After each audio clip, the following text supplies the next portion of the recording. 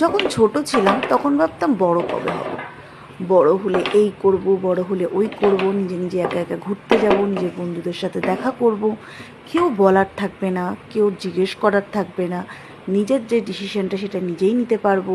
এত কিছু ভাবতাম। সত্যি না, ছোটোবেলায় আমাদের অনুভূতিটা আলাদাই ছিল।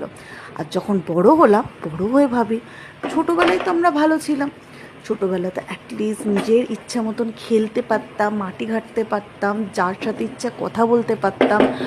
এতটুকু হেজিটেট বোধ হতো না যে এ কী ভাববে, ও কী ভাববে, সে কী ভাববে।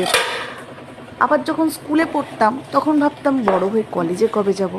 আবার যখন কলেজে গেলাম, কলেজে গিয়ে ভাবলাম যে স্কুলের লাইফটাই তো বেটার ছিল। আমাদের জীবনে আসলে আমরা কি চাই, সত্যি আমরা বিশাল কনফিউশন। যেরকম থ্রি ইডিয়টে একটা গান আছে না, कन्फ्यूजन है सॉल्यूशन कुछ पता नहीं, सॉल्यूशन जो मिले तो साला क्वेश्चन करता पता नहीं, হোয়াট এভার ইট ইজ।